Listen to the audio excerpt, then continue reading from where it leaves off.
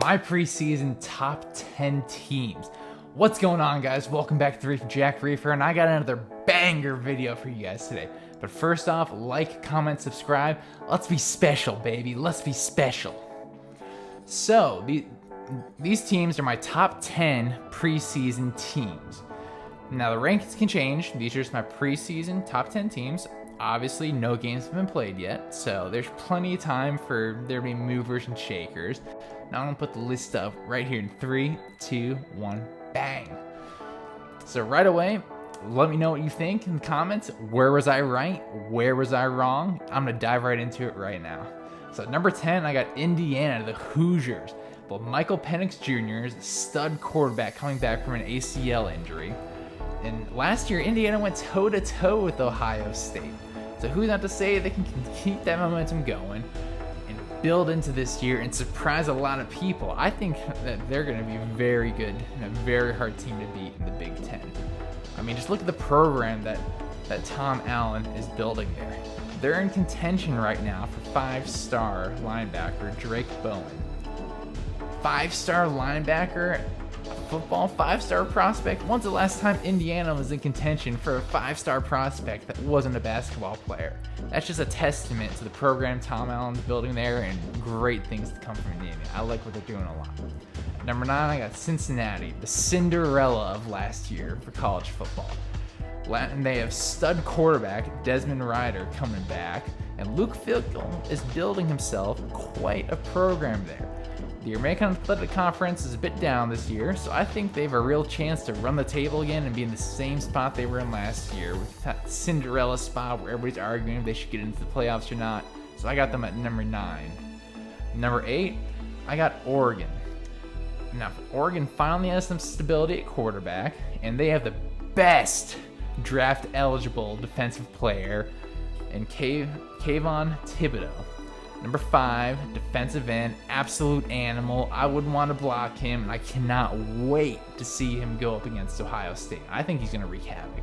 They also have stud linebackers in Justin Flo and Sewell as well.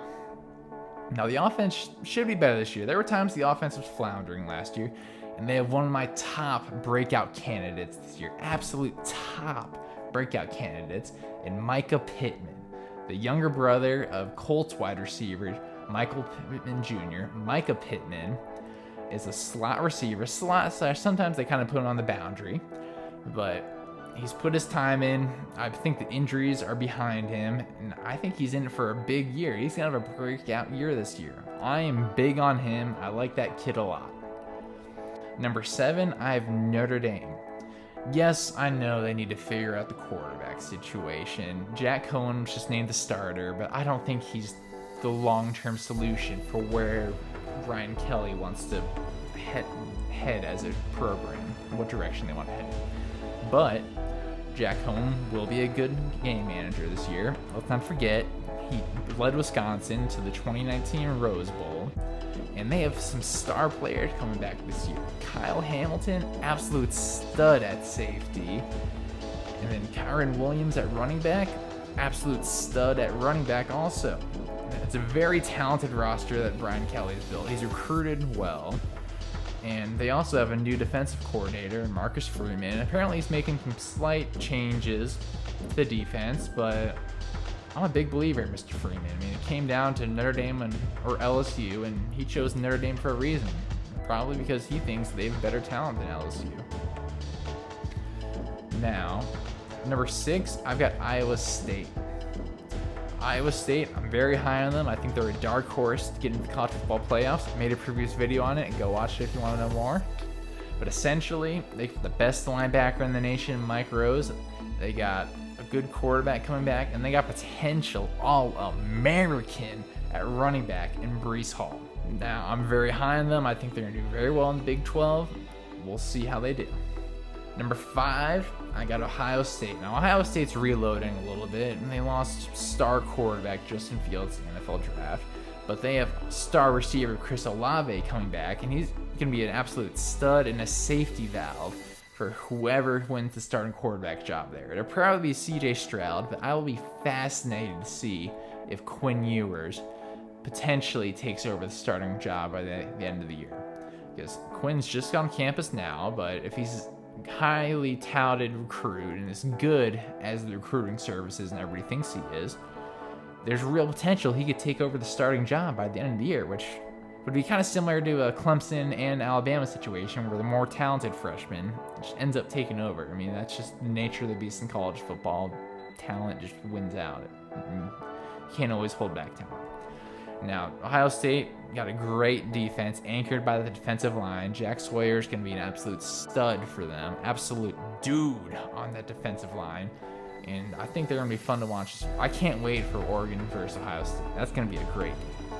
At number 4, I got the Clemson Tigers. DJ Uiagalelei is coming back. He performed great last year in relief of Trevor Lawrence. And they also have star receiver Justin Ross coming back, thankfully from an injury. And I can't wait to see what this new offense looks like. They lost a lot of big playmakers and a lot of guys who defined their offense last year. Now, defensive side of the ball, they have some studs coming back. The defensive line is looking absolutely nasty. Nasty. I would not want to be blocking those suckers. They are some big, mean, ugly dudes. Now, the real question with Clemson is the offensive line. I'm not quite sure what the offensive line is going to look like. I mean, they haven't named a starting 5 yet, but I think there's going to be some turnover a little bit. Tristan Lay apparently isn't physically ready right now to be a starter, but he's a 5-star offensive tackle prospect, one of the top offensive linemen in the country. And for an offensive line needy team, I think there's real potential for him to take over a starting spot halfway through the year and finish out the season strong. But I'm excited for Clemson. I would buy stock in Clemson this year. Big things are going to come this year. At number 3, I have Georgia. Yes, the same Georgia team that's playing Clemson week 1. For the record, I've had Clemson beating Georgia, but on paper, preseason, maybe a little bit extra motivation for Clemson. I don't know. I got Georgia at number 3. Kirby's once again put together a very talented team, loaded with 5 stars, loaded with talent. And 5-star quarterback JT Daniels is looking primed for a great, kind of a breakout year for him. I mean, he's finally healthy, and I'm high on JT. I think he's going to be very good. He's got a plethora of weapons around him, both in the backfield and receiving the football. I know George Pickens tore his ACL back in the spring, but there's potential he could kind of come back maybe after a couple games into the season, and he'd be a great option to throw the ball to. Now, unfortunately, Eric Gilbert, some people view it as a generational talent at tight end / wide receiver. It's kind of debated what position he was going to play. 5-star prospect, but unfortunately he's stepping away from the team right now just due to personal issues and stuff he's dealing with. So I'm not going to talk too much about that. I hope he figures out his problems and gets the help he needs. But defensively, Georgia is looking great. They got a big offensive line. I've heard some whispers that their offensive line may be a little bit weaker this year. But in general, I kind of know what I'm going to get with the Georgia offensive line. I'm going to get some big, ugly guys that know how to block and run the football. And that's slightly why I have them ranked higher than Clemson. Maybe a little motivation for Clemson. But also, on paper, I think Georgia's offensive line is just a little bit better. Like I said, these are preseason rankings, and first game of the season, we're going to find out who wins and who the better team is. So, number 2, I got Oklahoma. This year, it's go time for Oklahoma. It's now or never. If you're an Oklahoma fan, it is now or never for your team to win a national championship in the playoffs. So you got your star first-round quarterback in Spencer Rattler coming back, looking like an absolute dude. And you got Clemson, Alabama, and Ohio State all trying to replace their first-round quarterbacks. It's now or never. There's so much turnover amongst your competition. This is your year. You've got great receiving talent, and the defense has gotten better every year, honestly. I remember a couple years ago, Oklahoma defense, a bit questionable. But year after year, they get better talent in there, better recruits, and they're building the defense quite well. I mean, I think that their defense could be quite formidable this year. So this is a big year for Oklahoma. It's now or never. And then at number 1, of course, I got the Alabama Crimson Tide. I just think that when you win the national championship, you deserve the right to start next year at number 1 until proven otherwise. Now, they could play terribly in week 1 and somebody else could play great and replace them at number 1, but preseason-wise, no games have been played yet. Alabama, you won last year in the national championship. Congratulations. You deserve to start this year at number 1. The defense for Alabama is going to be great once again this year. They're replacing a lot of pieces on the offensive side of the ball, but once again, Nick Saban is recruited well and loaded with talent.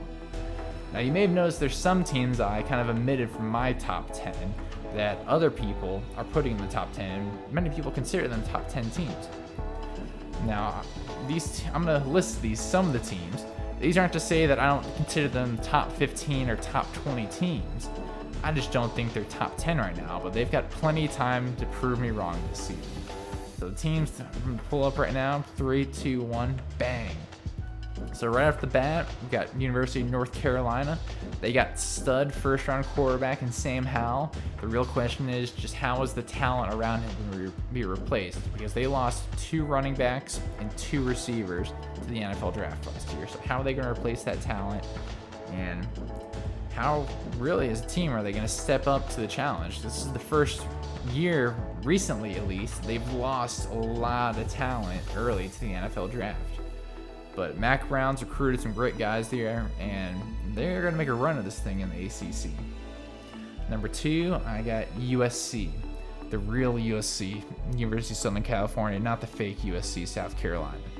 No, a little bit of a shot, I know, but Now, USC, the question is, can they play up to their talent level? There's no question. The team's absolutely loaded with talent. There's guys all over the place that can play football on their football team.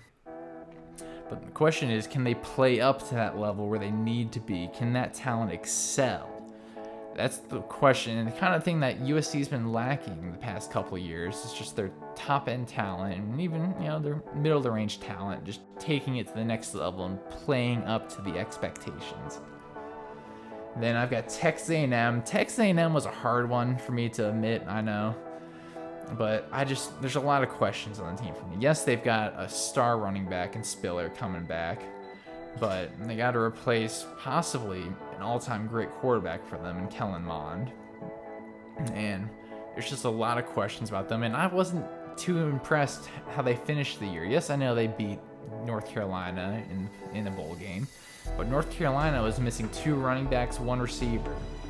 I mean, 75% of their offensive production essentially was sitting out that game, saving themselves from the NFL draft. Also, they were missing a star linebacker too.